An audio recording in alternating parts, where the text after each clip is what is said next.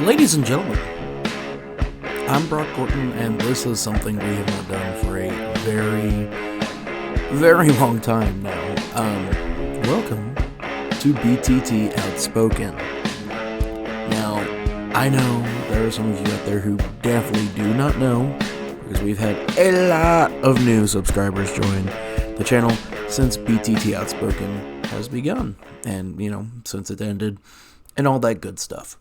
So you might be wondering what BTT Outspoken was/is. Well, you see, here at Beat Carter Entertainment, we used to have a podcast called Big Time Talkers. And BTT Outspoken was kind of the behind-the-scenes look before we started really doing the vlogs and all that other stuff. It was kind of just our time to talk about stuff that we wouldn't talk about in Big Time Talkers, so mainly just non-sports related items or video games or movies. And, well, I wanted to use the Outspoken platform today and kind of get back into it, because I feel like, if no other reason, it's therapeutic for sure for me, especially because there are things going on that I'm not allowed to talk about, because I'm not because of any legal ramifications, but I just don't like everything in my personal life being out there. And trust me, there's plenty that can be out there right now, and it has been said on one platform in particular about me and how terrible of a person I am. But I try not to dwell on the negatives in life. I try to look towards the positives. I try greatly.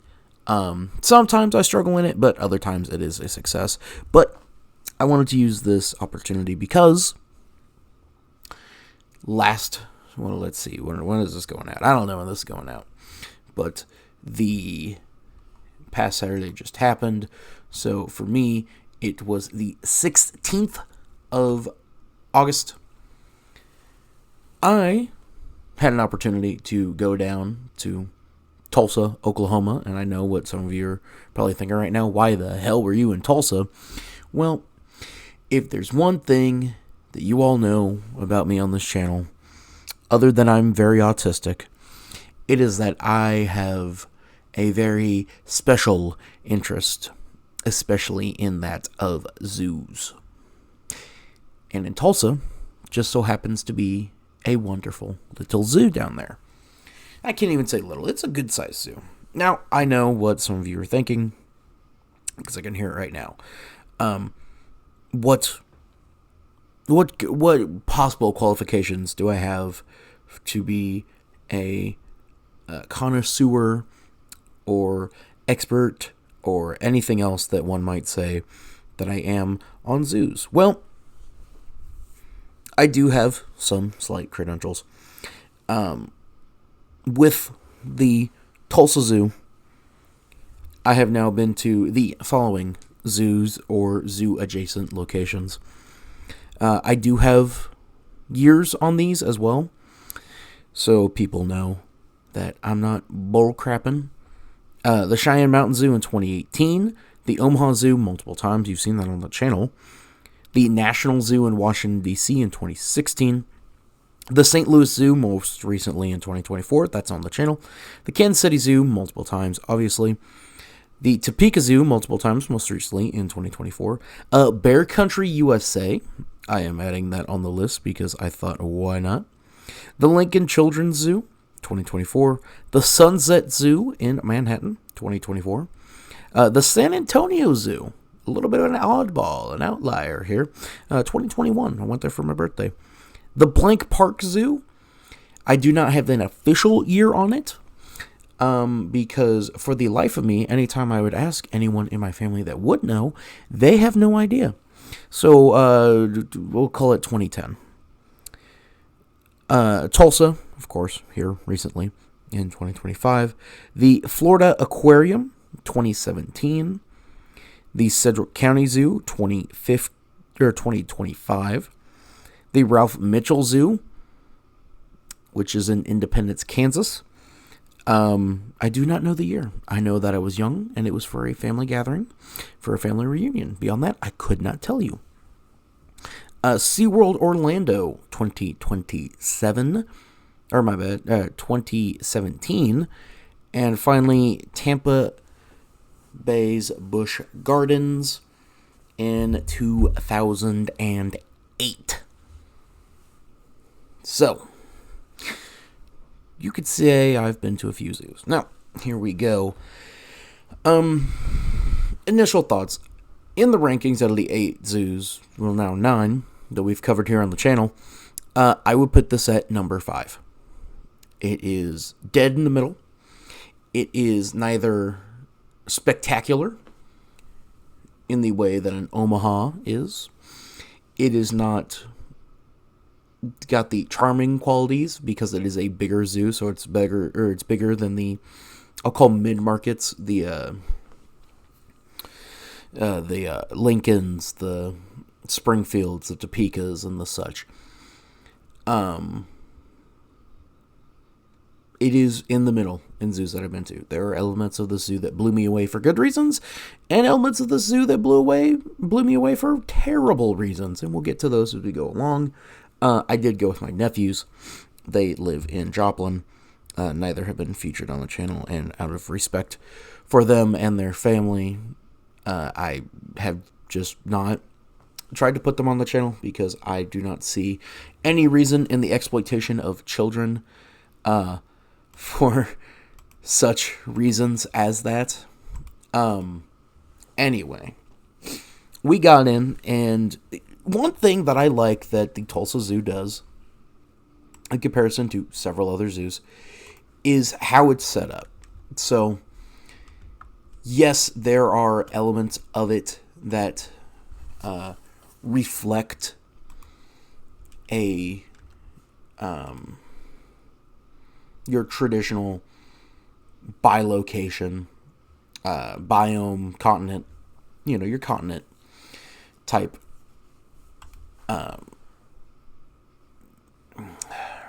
categorization, I'll say. That other zoos just, kind of have, but not all of them do. There are several that don't do that, but it is more common than not. You'll see them divided by continent, then biome, and Tulsa is unique as they have it's in both a continent and also biome level, as we'll go through here and I'll explain a little bit more. So we walked in, they had, I guess they call it the west entrance was what was open when we got there. So we entered, and the first thing that we saw was a chimpanzee connection. And it was, the inside was closed. So they have an outdoor area and an indoor area that you can see them. I do not know if in the indoor portion, if you are able to see such as their day room, I guess you would call it, for lack of a better term, as we've seen in such like an Omaha or a Kansas City or even a St. Louis, a little bit, tiny bit in Sedgwick County, but beyond that, it's not often that you see it. The smaller area zoos don't normally have them. What was the unfortunate part about this is the Tulsa Zoo, in this one in particular, fell into the old school setup for a primate enclosure. Not in it's a cage, a small cage and all that. No, into the something that became popular in like the 60s and 70s, where it's an island, for lack of a better term, where there's giant, you have your area for the animals to move around and such, and then a giant pit with water occasionally. Sometimes it's nothing else, and then a giant concrete barrier, and hot wire. The Kansas City Zoo has this for the gorilla enclosure. Unfortunately, I do wish they would finally modernize, which another episode here on Outspoken. At some point in the future, I will be talking about what I hope that the Kansas City Zoo can do to improve. But yeah, the chimpanzee, they call it chimpanzee connection, it suffers mightily from the outdatedness. It is by far not the most outdated exhibit and enclosure at the zoo. We will most certainly be getting to that, as there is one in particular that is egregious.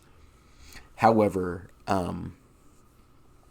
Tulsa does redeem themselves in several other elements. We move on to their wildlife trek with their 4 life inns. So the first one is the life in the cold, then they have life in the desert, life in the forest, and then life in the water. They are pretty much self-explanatory. By the life in the cold, they have one of their grizzly bear exhibits. And it's passable. I'm not going to say it's terrible. It's not terribly small. It's not great. But for what it is, it does the job, and it does the job all right. Now, I will say the life inns of their wildlife trek that they have are dated. Some of the enclosures for some of their animals, are no bigger than a closet. The one that rang the most true for that was that in the life of the desert, and their battered-eared fox. It literally looked as if it was a storage closet at one point that they slap glass on and have faux rocks on either side, and then a small little canyon dugout area for the battered-eared fox to walk down the middle. It's not great. The Arctic fox suffered from something similar. The snowy owl had a bigger enclosure than the bat-eared fox. Other than that, life in the cold, it's Arctic fox, a snowy owl, a chinchilla, and then they have the grizzly bear on the outside portion. Every one that we go through here has an outdoor exhibit. Some of them had 2. But all of them had an outdoor exhibit, like their, I guess your marquee, quote-unquote, animal for each area. For the life in the cold, it was the grizzly bear. For the life in the desert, it was actually the javelina or colored peccary, which I do approve. I do like javelinas. They are nice. For life in the forest, it was the bald eagle, which we will get to their enclosure and my thoughts on it. And for life in water, it was the alligators of the American variety. So life in the cold, as I said, pretty self-explanatory with the 3 that they have there in the inside and the grizzly bear on the outside. Life in the desert is the first one where we saw a little bit of an aviary. It was a very smaller version of the Desert Dome in Omaha, but I do appreciate the attempt. There were like 4 birds in a slight walker-through path, along with a few glass habitats for lizards and a timber rattler. As you keep going, as I said, the bat-eared fox, some more snakes and that such. Not too much in there. The javelinas were really the only other thing in there. They had an outdoor and indoor viewing area, but it was kind of whatever. Otherwise, there were others that are way better, and that starts with the life in the forest, where you were first met by what I can only assume at one point was an enclosure for a bobcat, until they realized this is a terrible enclosure and is way too small for them, and is now home to a singular raccoon, which they probably grabbed from the dumpster. And I laughed because when we got there, he was sleeping, and he was very fat. Life in the forest, a little bit better, more variety. Indoor aviary, so not just like a your dome or mesh aviary. They actually had free flight birds inside like the building itself, which I still don't know how to feel about that. But it wasn't the most terrible thing in the world. They did have a Canadian lynx, or my apologies, they had a bobcat, and they had which I thought was cool, an Ozark cave network. A model of course, but you could still walk through it. However, inside I was expecting to see like bats or something like that. It did look like there were several areas where they once did have bats or something else in there, but I'm guessing by how small it was, they got rid of them. And the bald eagle, I mentioned it a little bit ago, and their enclosure, it looks like that was at one point either the bears' habitat or they had like a coyote or a wolf in there, because it was massive for bald eagles. No netting whatsoever, so I can only assume that the bald eagles have been clipped. However, there was a tunnel. I say tunnel, like a faux log area that you would see like a bear or some sort of dog, or even like a cougar, I guess, but there wasn't enough climbing for a cougar to be in. I believe it was a bear enclosure at one point, if not some sort of canine. It looked funny and out of place. I wish I took a picture. It's unique. I'll give them that. It's clever. It is not the most egregious habitat they have. Chimpanzee one is bad, but there's one that is later that is terrible, but they made up for it with several other pretty good ones. The life in water, it's an aquarium, basically. It's a small aquarium. They did at one point have a Komodo dragon in one of the areas, and when you saw where it was, you can see why they moved it. It's probably for the better. In fact, let me rephrase. It is definitely for the better as we get to that one later on here. I don't know what they're going to put in there. If they're going to put anything, I have an idea what they could put in there, but I don't think they want to put something like that in there, because they have no reason to. Anyway, so as you leave the wildlife trek, you then enter the children's zoo. Your bog standard children's zoo fare, which has your farm animals, your petting zoo, your goats, your sheep, your horses, your pigs. They also had kangaroos and otters over there. The otter exhibit was interesting. I did like the concept they had there, where there was a tunnel underneath a bridge for the otter to go through to get to either side of the enclosure. I did like that. The Kansas City Zoo does something similar to this at the Tropics exhibit for their Asian small-clawed otters. But in addition to that, the top, which is a glass encased all around that you're walk-through space, you can see the gibbons go over top of. I do like that concept of a exhibit. I think it has legs, and I do like how other zoos are doing similar things. And I think what Tulsa did with the otters pathway underneath, while you can't see them go underneath, I understand why they didn't, because it's part of the children's zoo area, and it wouldn't go well, so I get it.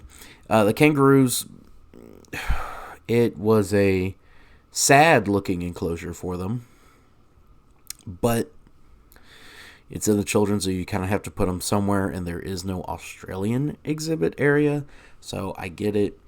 After coming out of the biomes and going to the children's zoo, obviously children love kangaroos, kids love kangaroos, as evidenced by my nephews who went wild for them. Not as wild as they went for peacocks, which are also found in the children's zoo. Which, as we exit the children's zoo, brings us to one of the first major highlight, I'll call it, of the Tulsa Zoo, what they call the rainforest.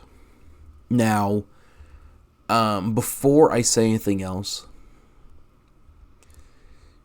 to compare it to other I'll call tropics exhibits that we've been to here on the channel,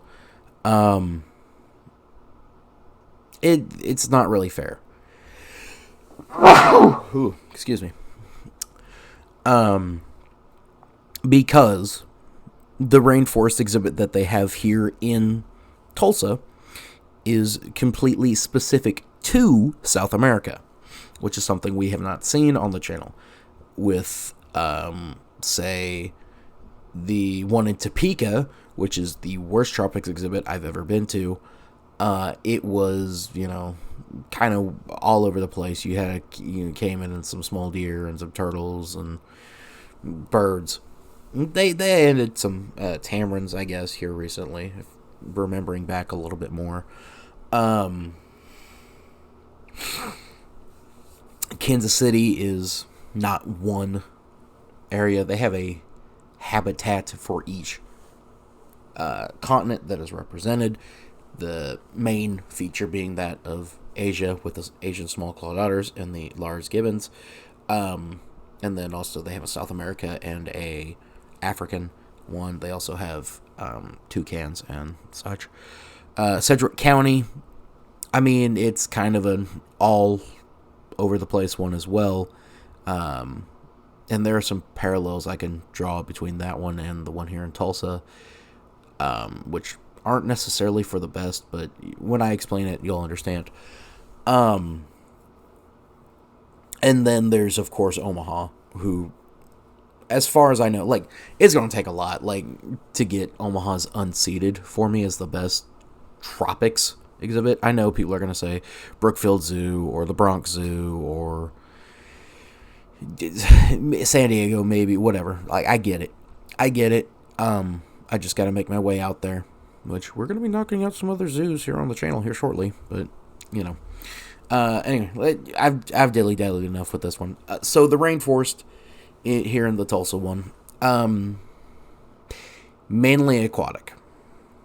I will say that now. They tried to stick with the South America theme, which I do appreciate. I appreciate that it was South America. They have plans and are currently under construction for a giant anteater exhibit on the outside next to it, which is pretty cool.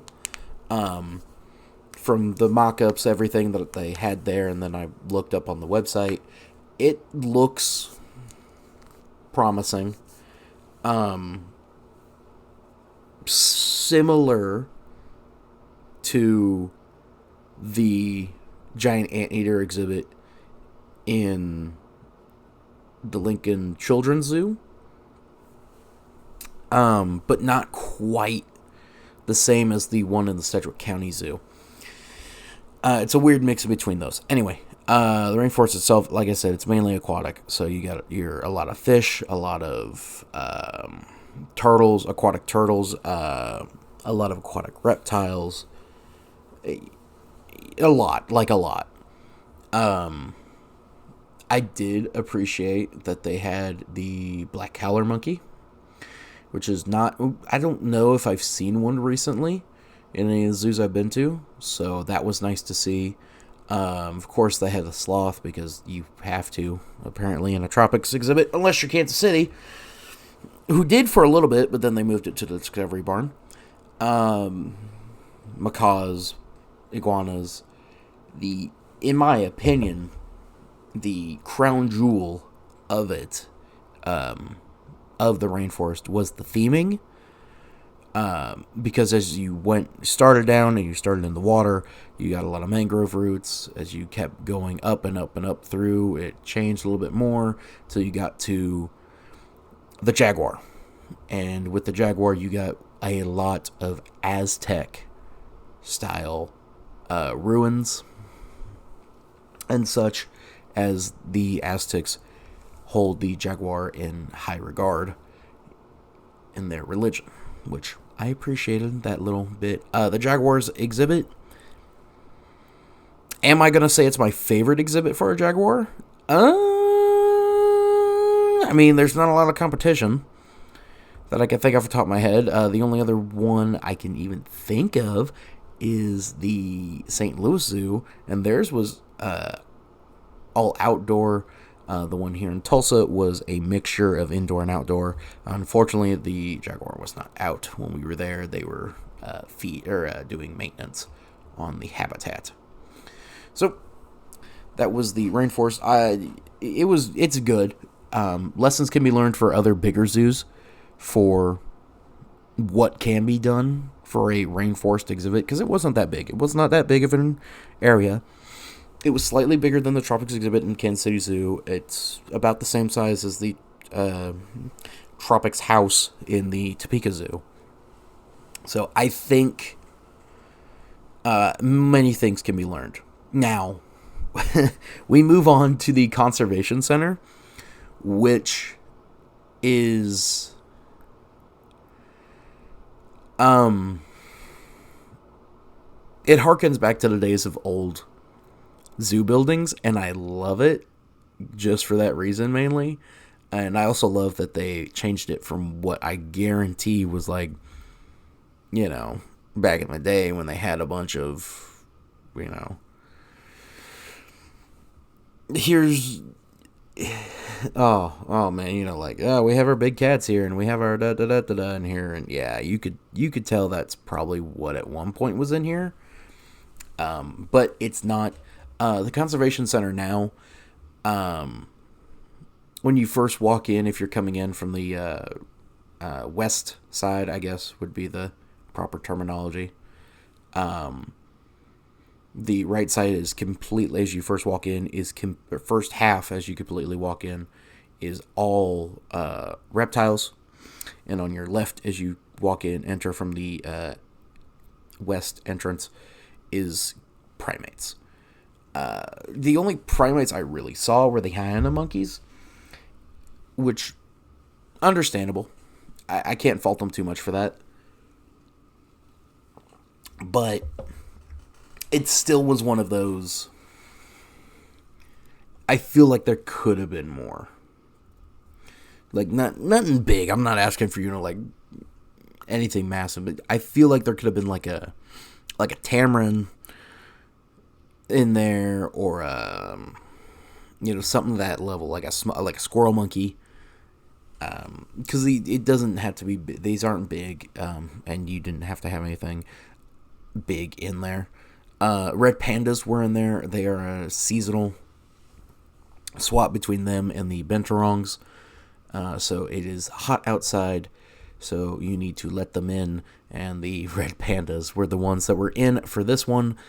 Because binturongs are native to China in the hills and mountains where it's cold, and binturongs are native to India where it is hot. So yeah, that's good. And then the final half, the back half of the conservation building is all birds. The selection of such as a whole, there wasn't anything really that blew me away. If anything, what I have learned on these trips is how common red pandas are in America. Because as a child, as a kid, I thought the Kansas City Zoo was so cool because they didn't have a lot of red pandas. We had red pandas, and those are rare. And now that I'm older and going to all these zoos, I'm like, oh my god, everywhere has a red panda. There are exceptions, like Topeka and the Sunset Zoo obviously don't, but that I've been to. But beyond that, it seems as if everywhere has red pandas. The only really one that stuck out to me in the entire collection in there that shocked me a little bit was the pygmy falcon. Because you know what? That's one that doesn't really get talked about much.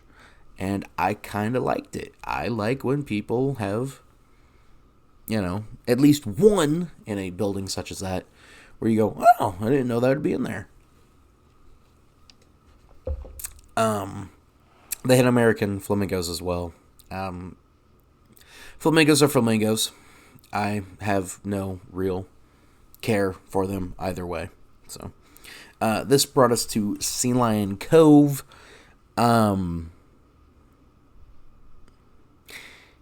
A strange combination of the Kansas City Zoo's sea lion enclosure and like a oh god, I don't want to see St. Louis or Omaha's, but something in kind to that, along those lines. It's a weird mixture of that, because on the one hand you have the underwater tunnel where you can go through and see, well, it's not on both sides like in St. Louis, but it's closer to I guess it'd be closer to Omaha's in that regard, or you have it on one side where you can see underwater viewing and your back out point on the other side. But the top is eerily similar to Kansas City. Not as bad, where Kansas City was built in, I want to say, either the 50s or 60s, and it has not changed since then. But it was okay. It was okay. I don't have any negatives to say, other than the seating for a sea lion show. You're sitting on some metal bleachers that you would see get brought in as extra seating for your high school football game or something like that. Next to the sea lions are African penguins. That exhibit is okay. I have no notes, really. It's fine. It's a penguin habitat in the U.S. that has been a little bit modified. Is it better than, say, St. Louis? Yeah. Is it better than, say, Lincoln Children's Zoo? Yes, very much so. Is it better than, say, a Kansas City? Oh, God, no. Is it better than, say, a Omaha? Omaha's is just the aquarium, so, like, that's, in that regard, that one's just kind of whatever. But,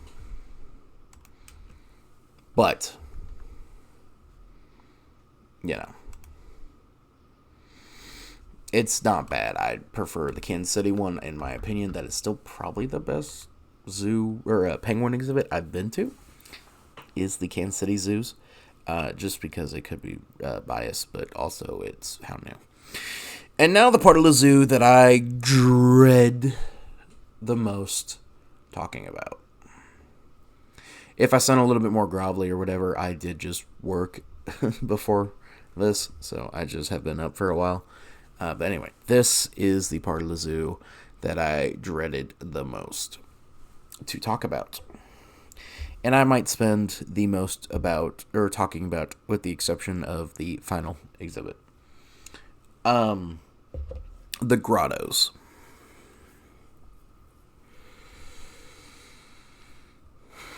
I appreciate that as a society, a zoo community,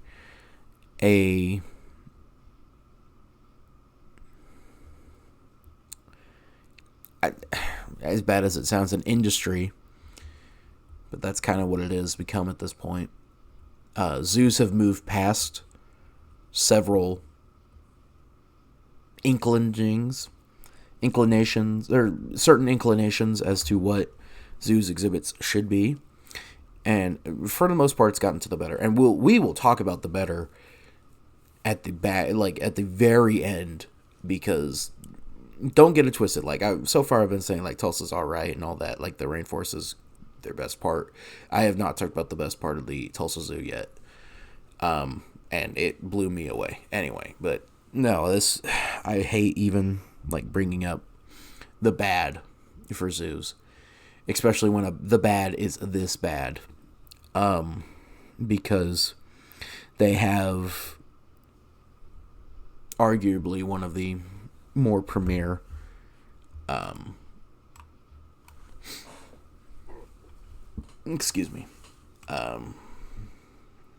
areas later on that we'll talk about.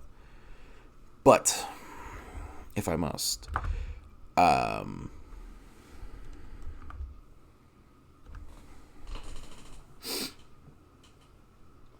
the grottos.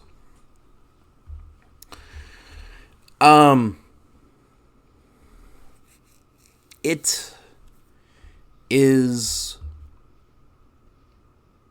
rough. It is rough. I truly hope and am very hopeful in this that the sign that I saw for there is not true. And based off some of the other research that I've done since going there and looking at it as such, it seems like it's not. But it at the same time,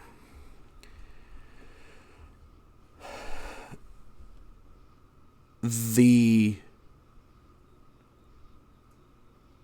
Tulsa Zoo's grottos harken back to a very dark period in American zoos. Think of your, I forget what the Kansas City Zoo used to call it. It's since been bowled over, and it's where the new aquarium is. But for a long time, there were just it's your concrete backdrop and concrete structure, and then giant drop off, similar to the island that I talked about earlier for the chimpanzees. But there's no vegetation whatsoever. It's nothing. It's all terrible.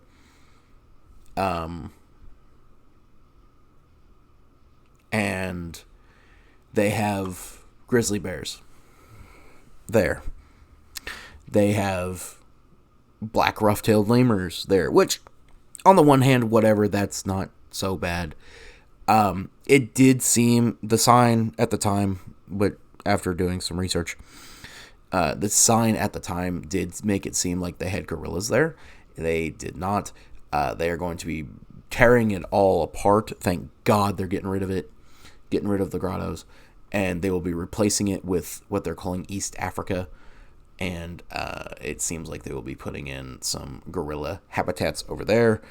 But it breaks my heart seeing what used to be for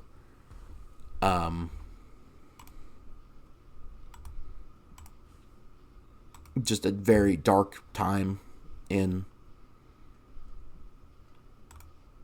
American zoos. Oh man, I just pulled up another image that makes it look even worse. Oh man. Yeah, I can't keep looking at this one. No, I gotta look at this one now. Am I able to zoom into this or anyway? No, it doesn't look like it. Oh, I am. God, that makes it look even worse for the grottos. And they also used to have a Monkey Island. Oh, man. Anyway, like looking at it from what it used to be versus what it is now, there is improvement. Vast improvement, and we'll get to some of the biggest improvements. And they're continuing to make improvement now. But the grottos harken back to dark years for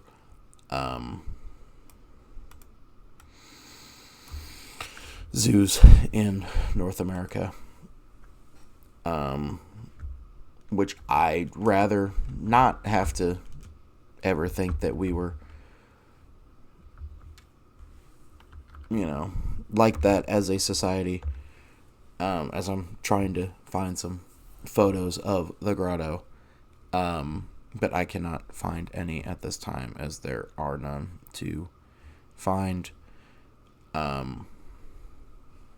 Yeah, so I think that's probably for the best for it. Oh God, yep, there's one. Yep. They're very widespread type exhibits. They're pretty much, you can find them anywhere that you look. And unfortunately, they probably won't change. I'm gonna have a picture of this one that I found here up right now. Yeah, man, I don't know when as a society we finally decided that we need to move away from this, but it's probably the best for the overall benefit of animals. So, moving on, the grottos, the fact that they are still in use is a massive negative, in my opinion, and probably took down the Tulsa Zoo from possibly unseating Sedgwick County, maybe. In fact, no, there's no maybe. It definitely took it down. If the grottos weren't there and they were replaced by even something halfway decent looking, like a mid-level exhibit that was built in like the 80s or 90s, like it would have been better, but unfortunately, or even just not there at all, it probably would have overtaken Sedgwick County. Anyway, so to get to the other side of the zoo, because they're doing construction right now for the William Smith African Wilds. The mock-ups and drawings of such look very promising. Not in like a groundbreaking type of way, but in a it should at least look better than I would assume it was before, based off what I'm looking at here. And they used to have the lions and tigers next to each other, so it's got to be better, because it needs to be. It's got to be better because it needs to be, in every way possible. It needs to be better, because it's got to be, for the sake of the animals. As they go to we made our way over to the quote unquote African section that they have right now. For the most part, it's just Alba tortoises and giraffes, and they have the giraffe experience in the giraffe barn. You are unable to go into the giraffe barn, and a giraffe experience is you don't get to do anything except see the giraffes a little bit higher up. Which is something that the Springfield Dickerson Zoo has a leg up on. And honestly, with how the giraffe, when I say a giraffe exhibit, I want you to imagine what the first thing that springs into your mind. What is it when I say a giraffe exhibit? If the first thing that came to mind was a dirt yard, not even dirt, like sand, kind of, yard, with fencing around it, congratulations. We've seen this in just so many zoos that we've been to here recently on the channel. The St. Louis Zoo, the Topeka Zoo, the Sedgwick County Zoo, Lincoln Children's Zoo had the same thing. Oddly enough, the only ones that I haven't seen that really is Omaha, Kansas City, and Springfield, which I never really would have thought I would have had those three in the same sentence. I mean, Kansas City and Springfield, yes, because they're in the same state, so that one makes a little bit more sense, but I never thought I would have said those three in the same breath. They do have their rhino reserve, which their rhino lot is basically the exact same as the giraffes. A bunch of dust. This one, the Kansas City Zoo, does look similar to, but the Kansas City Zoo does not have, or the Kansas City Zoo has a, I'll call it like a pond, and mud pit area for the rhinos to roll around in and play in. The Rhino Reserve is an indoor viewing area, but you aren't indoors, only the rhinos are. And it smells accordingly as you think it would. It's alright. It's not the best thing I've ever seen. It's not the worst thing I've ever seen. Now to the best part of the Tulsa Zoo. The Asian Elephant Preserve and the Asian Elephant Experience. And Lost Kingdom as a whole. I cannot stress how impressed I was with Tulsa's pride and dedication to that of the Asian elephant and its conservation in the city of Tulsa, in the Tulsa Zoo. And the perfect example of this is the Elephant Preserve, which seems to be the first one out of the two between that and the Elephant Experience. The inside, if you've seen an elephant barn where you can go into before, you've seen them all, for the most part. The Elephant Preserve barn here in Tulsa is very reminiscent and similar to that of the giraffe barn in the Omaha Zoo. So you just think that and translate it, and it's the same thing. Or even the giraffe barn at the Topeka Zoo.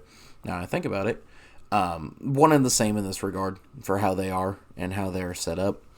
The real benefit is when you keep going a little bit farther down into mainly the Lost Kingdom, which we'll get the two negatives out of the way. The stork exhibit and the binturong / red panda exhibit, as I said, right now it is the binturong out there. Small. They're small. The stork, I get. It's not a big stork. It's a small stork. It's okay. It's all right. But the binturong / red panda, it's all right. There are definitely better ones they could have done. However, I get with them being smaller mammals, quote unquote, the hesitation to try and put as much in as they did as to the rest of the Lost Kingdom, which I have waited so long to see an Asian exhibit that has blown me away. And I've told eventually I was going to get to it. I was told that Central County was going to blow me away. It was all right. It was whatever. I was told that Omaha was going to blow me away. It was all right. The animal selection there is okay. I still think the Omaha zoos might still have my favorite selection of animals for India or for Asia, if for no other reason than because it's the only place where I've seen a sloth bear, a tiger, a snow leopard, and an Indian rhino in the same area. So that was pretty cool to see for sure.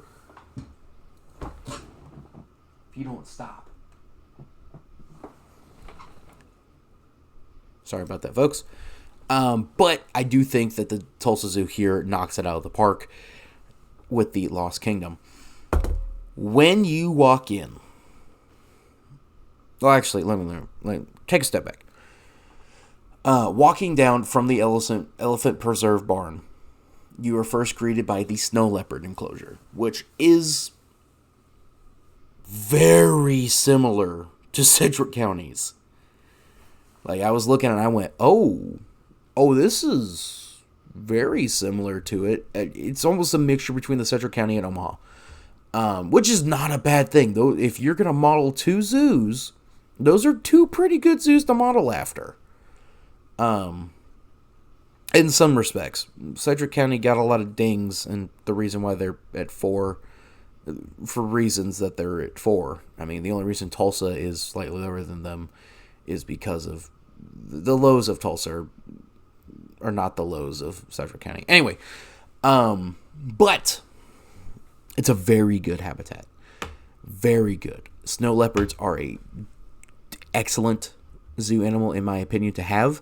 And I wish more zoos... I mean, they're becoming a little bit more popular now that I've seen them in a more common. Kansas City, I'm looking at you. It's time. Anyway, the Lost Kingdom itself is spectacular. You have I'll say the 3. I didn't see the indoor habitat viewing for the snow leopard. Indoor habitat viewing for the 3 other major inhabitants of the Lost Kingdom. The tiger, which, as I'm sitting here, I'm now kicking myself not being able to remember which tiger it is. But yeah, I just pulled up the grottos again, and it's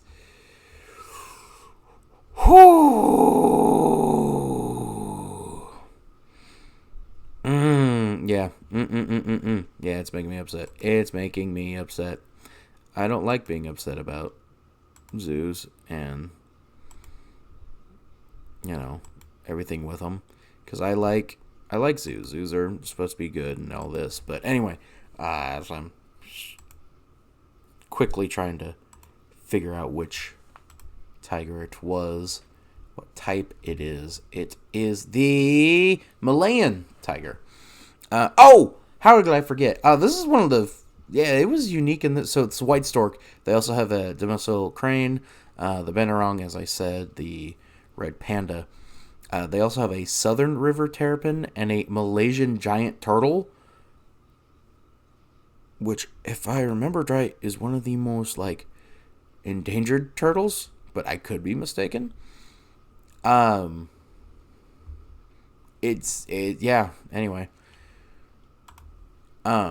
But yes, Malayan tiger, snow leopard. The other ones that inhabit that area with the Malayan tiger in the indoor portion is the Chinese alligator, which, nice. I also didn't realize how common the Chinese alligator was till I started doing all these zoos trips. The Chinese muntjac shares the enclosure with the Siamangs, which... I know people are going to be, very upset because there's no... I'll go ahead and get this out here now. There are no orangutans at the Tulsa Zoo. However, if you're going to pick a primate to replace a creature as majestic and noble and noteworthy as a orangutan, a Siamang is an excellent option. Not really chosen a lot. One of the few other zoos I can even think of that I've been to recently that has had a Siamang is that of the Springfield Dickerson Zoo for whatever reason. But Siamangs, beautiful, perfect addition, along with the Komodo dragon and their new home in there. Lost Kingdom is gorgeous. I cannot say enough good things about the Lost Kingdom. You have day room viewing for the Siamang, for the tiger, for the Komodo dragon's indoor pretty much anyway, but its indoor viewing is spectacular. The Chinese alligators exhibit is reminiscent of the dwarf crocodile exhibit in the Kansas City Zoo, but much cleaner and much nicer. It's about the same surface area probably. It shares it with the Malayan giant turtle. It's gorgeous. It is. If you want my pick for the best Asian exhibit or Asian area in a zoo, right now it's a Lost Kingdom, and it only gets more exemplified with the elephant experience. Care was put in to this building. This was the one where they laid out the entire history of Asian elephants in Tulsa at the Tulsa Zoo. And they care deeply about the elephants, and they want the elephant population to come back up. And they take great pride in it. And you know what? I like seeing that. Because there are plenty of other zoos who will be like, oh yeah, we love our elephants, because everybody, kids are like, oh, I want to go see elephants, or, even some casuals are like, man, I want to go see the elephants, because not everyone's a sicko like me, and it's like, I want to see the Red River hog. But at the same time, with people seeing the elephants in this exhibit and all this, it also will, the experience is meant to enhance enhance the knowledge and the conservation of Asian elephants, which in my opinion is the main job of zoos. It's not to, I get it. Every zoo wants to turn a profit and, get people to come in and turn a profit and get people to come in. I get it. It's a business. It needs to happen that way. But the main goal, in my opinion, should be the expanding the knowledge and the education and the want to conserve these great animals that we have in our world. Because just in the Lost Kingdom itself, all the animals that are in there are endangered or critically endangered to some degree. To many of them, major degrees. Looking at you, Siamangs, snow leopards, Malayan tigers, red pandas, and Benorongs are on the rebound, which I do appreciate. Chinese alligators, man, good lord, that one in particular. But not Chinese muntjacks. But I wish that, because listen, zoos will always have those crazy autistic people like me who will always go no matter what. Otherwise, you'll have your casuals who will go every once in a while when they, feel like it, or their kids ask them to. So I love what the Tulsa Zoo is doing with the elephant experience, because yes, everybody wants to go see the elephants because elephants are awesome. But while you're there, you get a deeper understanding for them and their intelligence and their struggles that they're going through, whether it be their use in the lumber industry in Asia, as they're used to help carry the logs or push trees over or anything like that. You learn how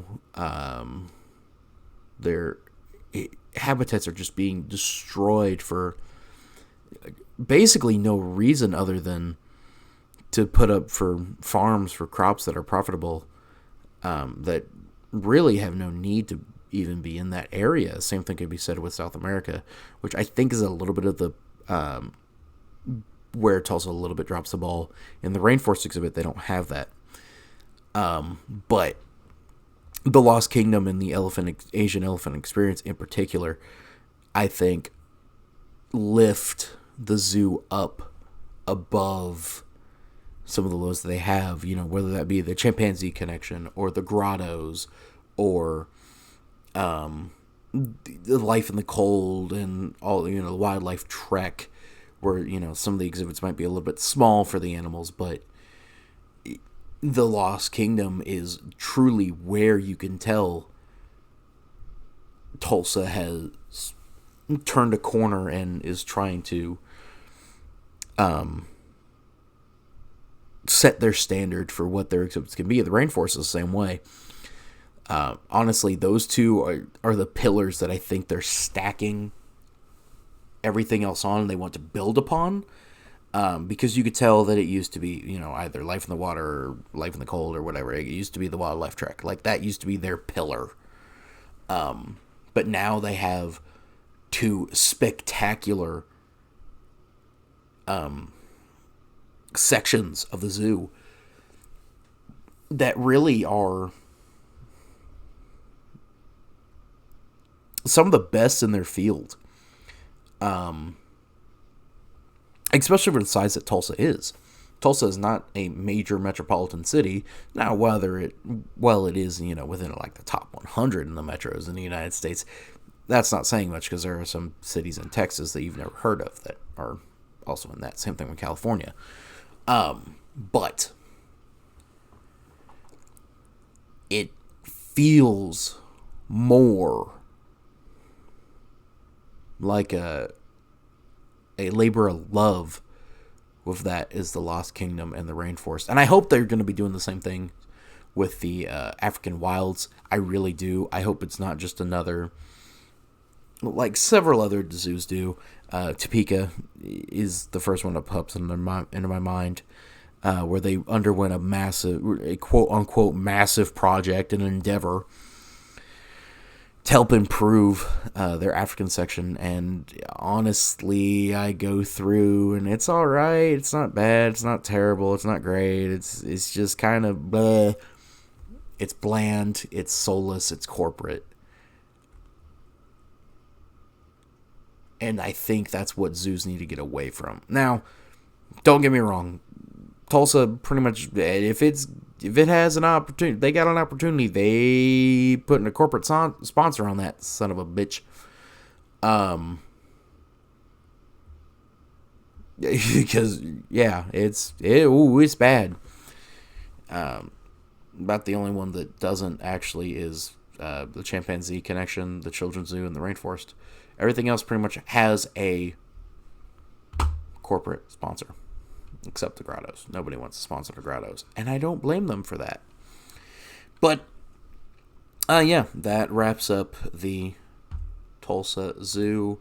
Final thoughts are of oh my god, we went over an hour, shocker, because I went on an autistic rant about zoos.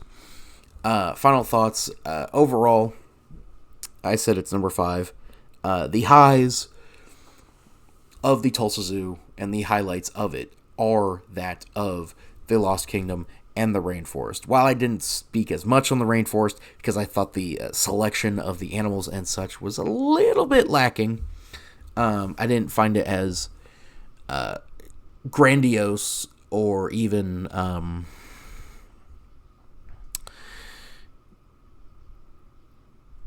extraordinary. They very much went for more the aquatic and the arboreal, but not the good arboreal. Like, say, the Kansas City Zoo did for theirs. Kansas City Zoo is pretty much exclusively arboreal. There are not a lot of terrestrial. There are not a lot of aquatic. The only one that really have, the only two they have that are, quote unquote aquatic are that of the Asian small-clawed otter and the freshwater stingrays. Otherwise, everything else is arboreal. The tamarins, everything else. So, and Tulsa fell into kind of the same trap on theirs. It is pretty much all aquatic or arboreal. They had very few terrestrial. I wouldn't even really consider the jaguar terrestrial. The only real terrestrial animals I can think of is a tortoise that they had in there, which is lacking, like I said, but they are adding the giant anteater exhibit, which hopefully is going to be a improvement and not a detriment to the rainforest exhibit area. But yeah, the two pillars of the Tulsa Zoo that should be held up in high regard, and the flag, the flag standard, you're waving it around, Tulsa saying, hey, come to the Tulsa Zoo because of this, is the Lost Kingdom and the Rainforest. Unfortunately, they do not tout that on their website as much. If you did not know better, the best exhibits that they have is that of the Life in Cold and the Wildlife Trek and all that, which they're not by any stretch of the imagination, but still, they're not the worst exhibits I have ever seen. That still goes to several of those in the Sunset Zoo in Manhattan, just because that was one of the worst zoos. If we're going just with their big name animals, obviously lions weren't there, but the chimpanzees, their exhibit is chimps should not be there. They really should not be there. They should be relocated elsewhere. You should have a pardon me. That should be a space reserved for like a spider monkey, maybe. If you still want to go with primates. If you don't want to go with primates and you want to just have something else there, size isn't that big, so you can't have too much there. And you do have the indoor viewing. I assume it was closed, like I said, when we were there. And then, of course, the Grottos is just egregious. And I hope they are tearing it down. because it seemed like the sign made it seem like they were going to be making it into the East African forest, and I hope they do, and I hope by they tear down those concrete monstrosities and improve upon it greatly, because Lord knows that zoos in America need a swift kick in the butt, and I hope that several of them are getting it, because it seems like, for the most part, many zoos are doing massive improvements, and there's not too many that are going backwards, which is excellent. And I know, people are like, well, if the zoos are making progress, that should be happening. Well, there are plenty of opportunities, and have been plenty of cases where zoos have taken steps backward because of whatever reasoning. Namely, it's that because they want they fall into we want our guests to have the best experience, and not this is what's best for the animals, and we can have it to where the guests also have a good experience. Which I feel like there are very few zoos that are able to do both. And so far, the only one I've been to that's been able to do both consistently is Omaha. Which is why Henry Dorley Zoo is one of the best zoos in America, for a reason. And Tulsa can take many lessons from Omaha, and they could take many lessons from even Springfield. They can take lessons from Sedgwick County. Oak City, I've heard, also is a stellar zoo. So I don't know if they could take lessons from them. I'm sure they could, and I'm sure Oak City could take lessons from Tulsa. Every zoo could take a lesson from everyone else, and when the zoo community as a whole does such and they share knowledge with each other, it improves everyone. But yeah, so we will give the final rankings here after this. It is still Sunset Zoo number 9, number 8 Topeka Zoo, number 7 is the Lincoln Children's Zoo, number 6 is the Springfield Dickerson Zoo, number 5 Tulsa Zoo, number 4 Sedgwick County Zoo, number 3 St. Louis Zoo, number 2 Kansas City Zoo, and number 1 the Omaha Dorley Zoo. Thank you all for listening to this basically long-winded rant that I have gone on, which it will not be the longest-winded rant, as next week I'm bringing you something else that's zoo-related. Anyway, I appreciate you all.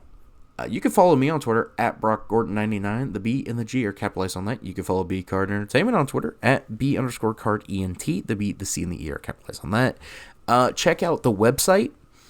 I will be doing a more succinct, shorter version of this in a zoo review on there for the next article on the website. And then after that, I'm so excited for my next project that I'm working on for the website, for the article, as I am doing a deep dive into the Mormon War in the state of Missouri, and why it was legal to kill Mormons up until 1976, which I cannot wait for getting this article out to all of you and being able to talk about it more, because God, it's so confusing, and there were no good guys. There were only bad guys involved in this, and then the only good guy I would even say is a hero in my hometown. But anyway, that's all I got. Thank you for listening to BTT Outspoken. Have a wonderful rest of your week, and remain outspoken.